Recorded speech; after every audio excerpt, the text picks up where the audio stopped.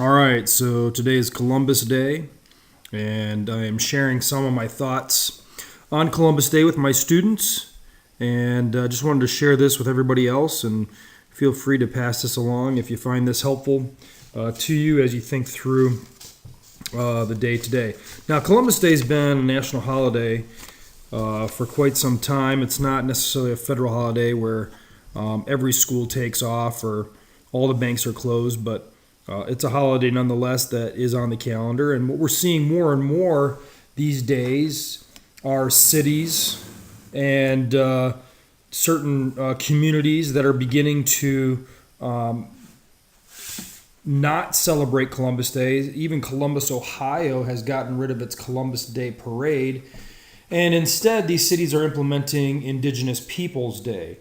And the theory or the train of thought is that Columbus, by coming to the New World, instigated the mass murder of millions of indigenous people, the enslavement of indigenous people, and the destruction of civilizations. And so, as a result of this understanding of Columbus, they've decided that he doesn't deserve a day of remembrance. Rather, let's take the day and remember the peoples who were destroyed by his coming. I just want to give you three thoughts about Columbus, some in relation to that thought, and then a reason to continue to have a day like Columbus Day. The first thought is you need to be very careful when people want to attribute 21st century values, 21st century standards on 15th century people. Let's face it, if Christopher Columbus knew what he was about to do, it's probably unlikely that he would have ever crossed the ocean. I really believe that. Christopher Columbus was what historians will call a man of his times. He was simply acting out the way that he understood the world at the time. I dare say that if all of us traveled back to 1492, we would be shocked by a lot of things that went on in the world. How people handled things, how nations handled things, how different religions interact with one another, and different groups of people interact with each other. Now, I think we would all be shocked. We'd say that this isn't the way that we handle human rights and civil rights and natural rights and things like that. But they were operating on a completely different set of values, a completely different set of understandings of how the world operated at the time. And so when Christopher Columbus comes to the New World, his interactions with the Native Americans is very natural to what others of his of others that were like him were doing, and it wasn't unnatural at all. So he was a man of his time. So I think, first of all, we need to be careful that we don't take our 21st century values and expect people who lived 500-600 years before us to have acted that way. They wouldn't have, because they don't understand things the way that we do.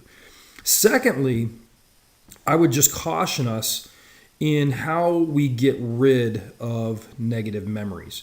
There's beginning to become a wave of this where people want to get rid of statues, want to get rid of flags, want to get rid of holidays, want to get rid of different things because they contain negative memories.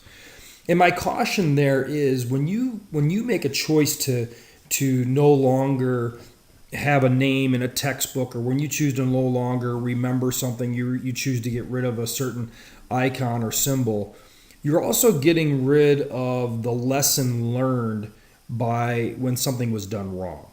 And I think we need to be very cautious when we go around just kind of cleansing our society of all these memories of these statues and flags and things like that, because we need to be careful that we don't also get rid of the memories of what happened wrongly and the lessons learned from that and how we've moved forward and changed the way that we've done things.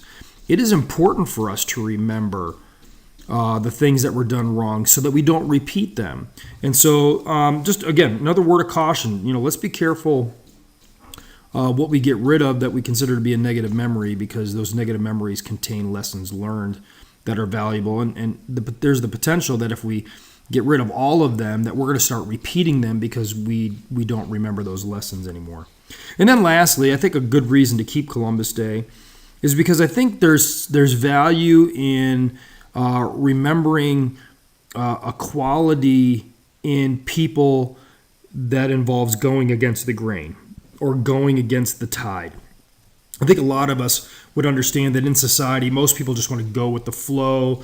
We're not interested in going against what the rest of the culture and society says. We just kind of want to fit in.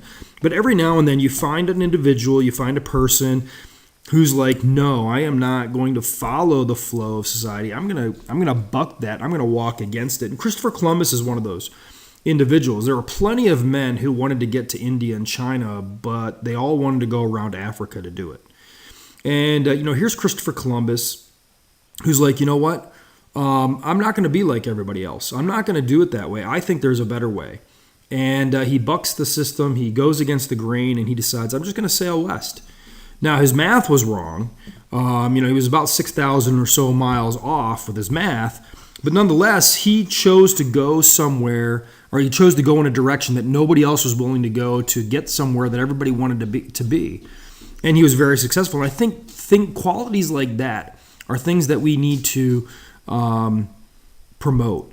You could go through history and name inventor, invention, and you could name artist, and you could name literary writer, and plenty of people who were like, I am not going to go with the flow. I'm going to buck the system. And they came up with great discoveries. They came up with great inventions. They came up with great works of art, and we are better off for it. So that's my Columbus Day challenge to you, and I trust that was helpful in getting a perspective of what Columbus Day is all about. Thank you.